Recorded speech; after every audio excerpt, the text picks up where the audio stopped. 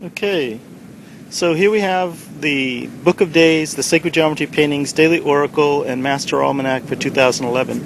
This is the third year in a row that I've published this book, and here's what's inside. The idea behind this was to place the world's calendars next to one another so that people can discern for themselves what's what. In the past two editions, I have, basically put all the explanations and stuff up front, and this time I just decided to put all that in the back. It's like 30 pages of that stuff, and for people to be able to just jump right into it. But at the beginning of each month, there is a legend that explains what each column is about. So I'll just go through this. You can see here we have the Gregorian calendar, January 1st, the day of the week, and the planet that rules that day. In the back you'll see that we have the ancient table of planetary hours. Come back here, come back. From which we get the days of the week, the names of the days of the week. So every hour of the week is ruled by one of the 7 visual planets.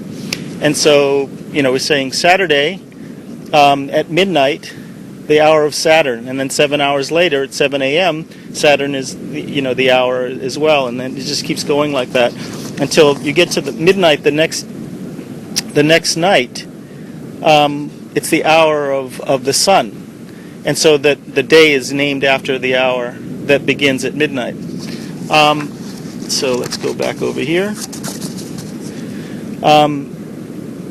What we have here is this is the Sacred Geometry Paintings Daily Oracle Calendar, with the Sacred Geometry Painting for the day and the word for the day that is basically the title of the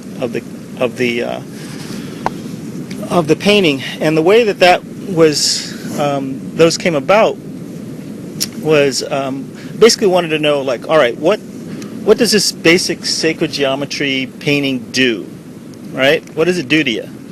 What's the effect on us? So I did a meditation of 14 to 21 conscious breaths with no pause between the inhale and the exhale, as I focused on the image of that sacred geometry painting, and then asked the question, what does this do? And the answer had to be one word that was a positive word that would easily fit into the sentence, today is the day of, or I was born on the day of, in such a way that somebody would feel good about it. So, and then it was presented as a question, because I feel questions are more engaging. Instead of just saying declaratively, this is how it is, it's with a question mark there, it becomes more of a meditation. All right. So then, moving on, we have the degrees of the sun in the tropical zodiac at the top, and underneath that we have the degrees of the sun in the sidereal zodiac. So on January 1st, the sun was at 10 degrees Capricorn, and in the western tropical zodiac, and 16 degrees Sagittarius in the eastern sidereal zodiac, also known as the Hindu zodiac. What we have here is the next column is the Mayan calendar, the true Mayan calendar, the Quiche and Yucatec Mayan calendar. And then that's the top part, and then the bottom part is the Aztec calendar, which is basically the same. I mean, it's tremendously similar. The numbers are the same. They keep the same dates and everything. They just have a little different differentiation on the explanation of what each day means. Okay, then the next column is the Jose Arguelles's dream spell calendar that really popularized the whole concept of the Mayan calendar starting around 1987 with the harmonic convergence and all that kind of stuff. But as you'll see that none of these calendars ends on December 21st, 2012. In the back you'll see that let's see, this is the Jose Arguelles's calendar, the dream spell calendar. And it ends on February 12th, 2013. and the Aztec calendar and the Mayan calendar end on March 31st, 2013. So in this calendar, the December 21st, 2012 date is actually right there. This is the 260-day Tzolk'in, or sacred calendar of the Mesoamericans, that all three of these calendars are based on. Here's the Mayan calendar, and you can see the same thing. It doesn't end until March 31st, 2013. Right. So what they're really talking about is what's called the long count calendar, ending on that date. But that's a whole other story for another day. All right. So then, right after that, this column here is the Aztec Nine Lords of the Night cycle, which is a continuously running 9-night cycle like our continuously running 7-day cycle. And I wanted to, because the Aztec is a very yang energy, warrior like energy, I wanted to counterpose that with something else that was more yin. So I thought, what else is 9 that's feminine? And then I thought about the 9 muses. But when I did my research, what I discovered was that throughout history, there have been 28 entities that have been worshipped as muses. So when I heard 28, I was like, well, that's a lunar calendar right there. So I created this thing called the 28 Nights of the Greek Muses Speculative Calendar. And there it is.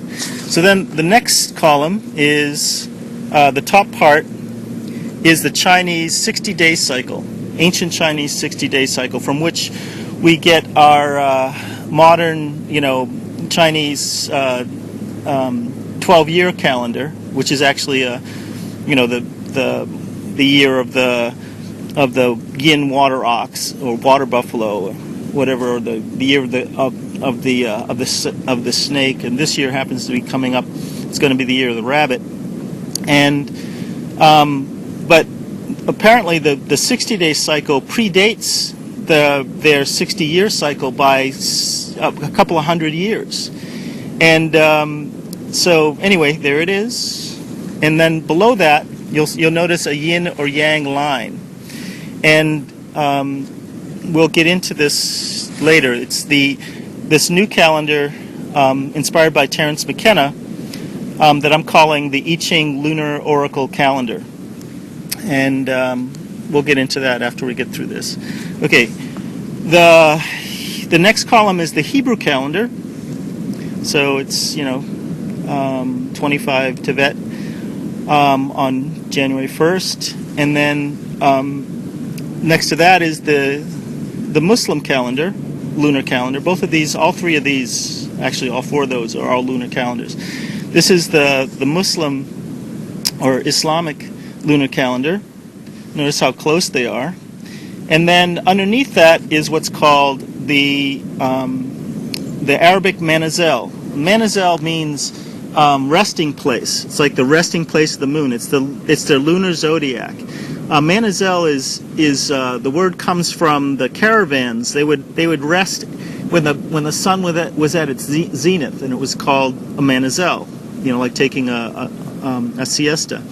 But so they have manazels for the moon, and those constellations in the Arabic tradition. There's 28 of them, and so what I've done is I've just noted the number of that lunar constellation, and so then we go to the back here. Let's see, and we can see here's the list of the Arabic manazels, and so that was, let's say that was manazel number 20. So we look at manazel number 20, and we can see that manazel number 20, there's the name of it. I'm not going to try to pronounce that. There's the translation, which is the ostriches. This is the degree of where it is in the Western Zodiac, because they use the Western Tropical Zodiac. And then the last is the interpretation, love and success. So then we go back to the beginning here. We have, get rid of some of the sand. We have the Hindu lunar day. So there's like approximately 30 days or 29.5 days in the lunar cycle. And this tells us that the moon is waning, and it's Tithi means, the lunar day. It's the 27th day in the 30-day cycle. And then right underneath that we have the Hindu Nakshatra, which is their mansion of the moon, or their lunar constellation, and there's 27 of those, and it's Nakshatra number 16. So we look in the back here, and we can see that Nakshatra number 16, there's the title of it. Not going to try to pronounce that. This is what it, this is a rough translation. Then this is the area of the sky, the degrees between Libra and Scorpio that it is. This is the actual stars that make up that constellation, and then the meaning for that day, which is for that constellation, which in this case happens to be purposeful, determined, quick-witted, pleasance. All right. So then the last one in the column here we have is a lunar photographic calendar. So basically what I did is I photographed the moon for a month, and then underneath that we have the degrees of the moon in the Western Tropical Zodiac. Then we have the percentage of the moon visible. Then we have the degrees of the moon in the Eastern Sidereal Zodiac. So on January 1st, the moon was at 6 degrees Sagittarius at 6 a.m. in Central Standard Time, so round about Chicago. And in the Eastern Sidereal Zodiac, it was at 11 degrees Scorpio. All right, so basically that's the general download of what all these are about, and then you can go through here and find your birthday, and so. And when you read your birthday, everything that's in there is going to tell you, like, that'll be kind of like a reading for the next year. So that should be kind of exciting for somebody. All right, now we're going to get into, right after, here's December 31st, we get into, one other thing. You'll notice that there are Conscious Evolution Day global sunset meditation noted in blue where on the days that they occur. So that's something to look out for. And then right after the calendar days, what we get into is this new calendar called the I Ching, that I'm calling the I Ching Lunar Oracle Calendar. And it goes all the way through 2013, to January 8th, 2013. And what I've done here is working backwards from December 21st, 2012. Let me take a step back. The inspiration for this calendar, like I said, was Terence McKenna. Terence McKenna was an ethnobotanist that he and his brother published a book called The Hidden Landscape in 1975. And in that book, he said that in his work, working with Mesoamerican shamans and rituals with mushrooms and all sort of stuff, that somehow he got it. He had this brainstorm that the I Ching was a lunar calendar. And when I heard about that in 1995, I was like, how the heck is that? How is it the I Ching, the 64 hexagrams of the I Ching, a lunar calendar? And about 3 years ago, I figured it out. So each hexagram, the I Ching is made up of 64 hexagrams. Let me jump through here. Basically, I do the same thing with this calendar. I put the calendar forward, and then the explanation comes afterwards for those that want to read into it. This page right here explains how it's a lunar calendar, all the math and all that kind of stuff for people who like math. This is the meanings of the trigrams that make up each hexagram. So you have, here's heaven, and this is what heaven means, and then underneath it we have the wind, and this is what the wind means, and so forth. So when you read a hexagram, let's say, the last one here, water on thunder, the top three lines, each line is called a yao in Chinese. The top three lines is a trigram, and that's the trigram of water. The way that you read a hexagram is from the bottom up. And so what we have here is, water on top, thunder underneath, and the way that that's interpreted is that water is the old energy, the top trigram is the old energy, and the bottom trigram is the new energy that's seeking to emerge through this 6-day cycle. And that is the ultimate goal of this 6-day cycle, is so that the energy of this bottom trigram will culminate, and on the 6th day, and you'll have this state of change that we roughly call water on thunder, and the key word for is sprouting. So the way that I interpret these things is first of all, it looks like and I don't want to upset any feathers or anything like that, but it looks like the Chinese may not have invented this, that they probably inherited this information from somebody, and we have no idea who that is. I mean, it's open to conjecture and everything like that, but somewhere, somebody way back there figured out that there were 64 states of change in nature, and that's what the 64 hexagrams are attempting to explain. Or symbolize. And the way that that I recommend that you interpret them is, well, how would I see this? Where would I see this in nature? Where would I see thunder? Thunder is let's look and see what thunder is. Thunder is excitement, revolution, electricity, division, arousal. Where would we see this in nature? Coming up through water.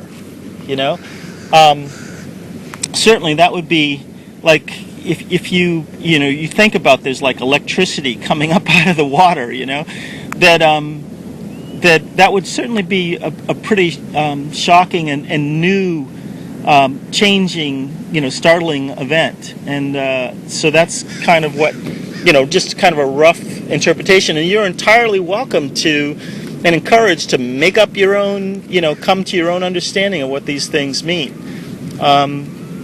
So that's just kind of a ballpark way of looking at it. So back to McKenna,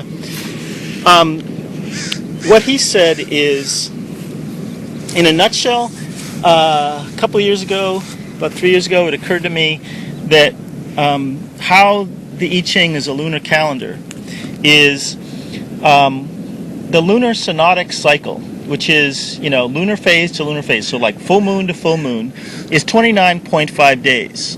13 times that, 13 lunar cycles, is 383.5 days, rounded up to 384, right? So here we have the 64 hexagrams of the I Ching, and each hexagram is 6 lines, right?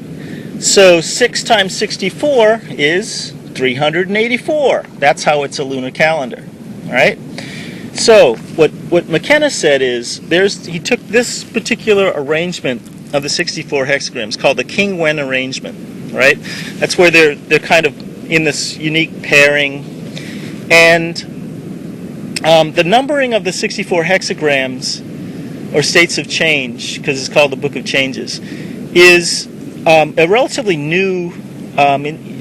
We've known of the I Ching, the 64 hexagrams, for at least 5,000 years, and about 3,000 years ago somebody started to number them. And so we have in the King Wen arrangement, this is the the sequence. It's 1, 2, 3, 4, 5, 6, 7, 8, 9, and so forth, right? But then taking it further, Ben Franklin. Yep, that Ben Franklin. The guy that invented electricity, supposedly. He was the first Grand Master of the Masons in America, and he's associated with this thing called the magic square of 8, right? So if you arrange the magic square of 8 is 64 numbers, the numbers from 1 to 64, arranged in such a way that if you add them up, laterally or horizontally or vertically, they both add up to 260. Okay, they all add up to 260. All right. So if you leave them in this arrangement, and then you go here and you connect them in sequence. So 1, 2, 3, 4, so forth. What you end up with is this really cool pattern. Right? So you notice it looks like you've got a nice little zigzag pattern on this side of it, and then you have then they're connected here, and you got another nice little zigzag pattern. Well, he recognized this pattern.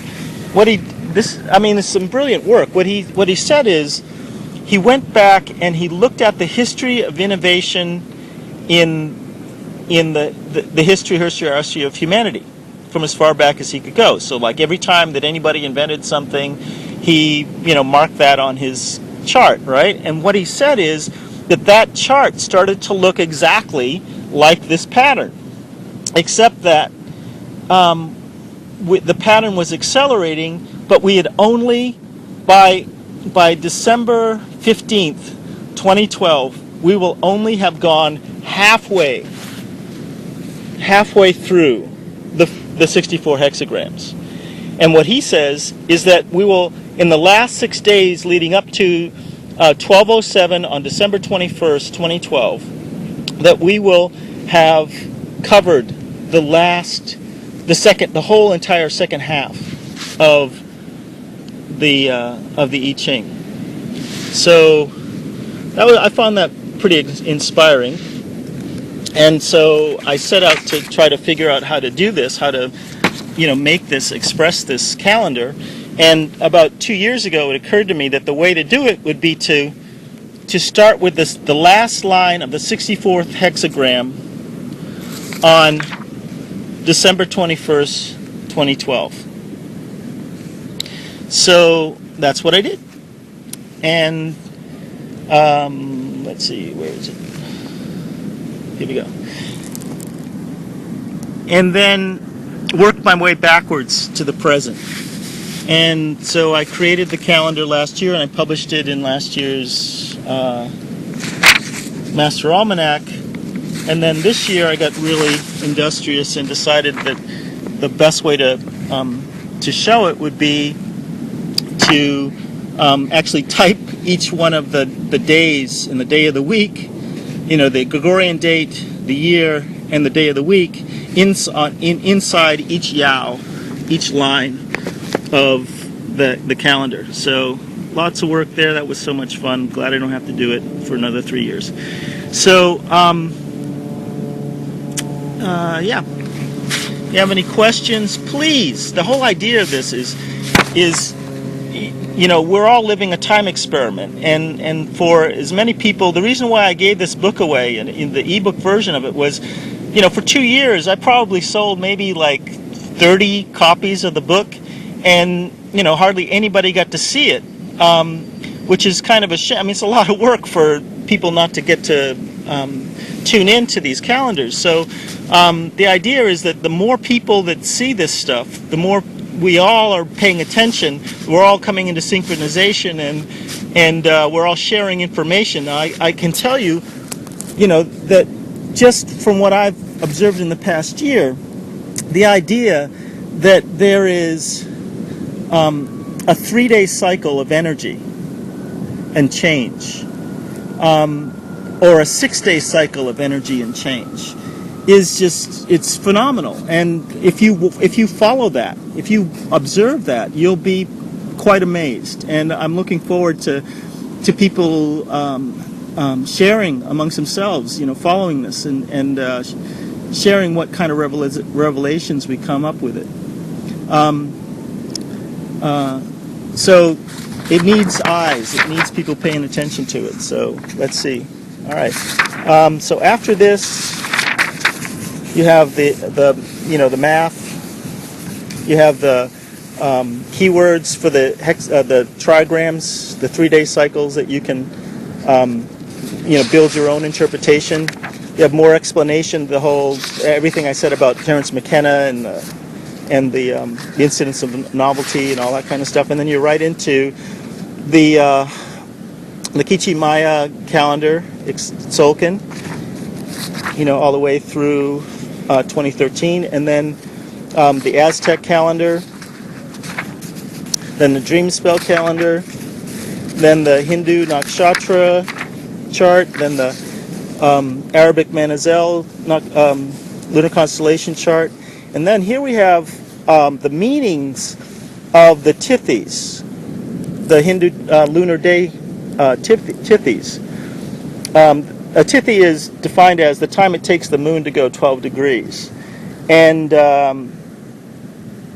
so let's say, what did we say? That was day 28 or day 27 in the 30-day cycle.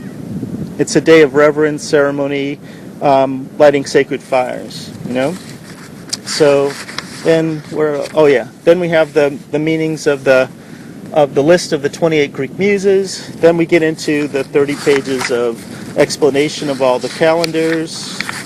Then we have the Sacred Geometry Paintings Daily Oracle and Perpetual Calendar. You can find your birthday.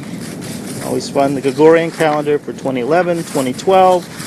Then we have the ancient table of planetary hours, planetary rulerships of the hours, and all that, and an explanation of what that is on the bottom. And then what else is in here? Oh yeah, this is the list of the Conscious Evolution Day events for 2011, and then an explanation of what the whole Conscious Evolution Day, how that came about, and then some afterthoughts and whatnot. So yeah, proof. There it is.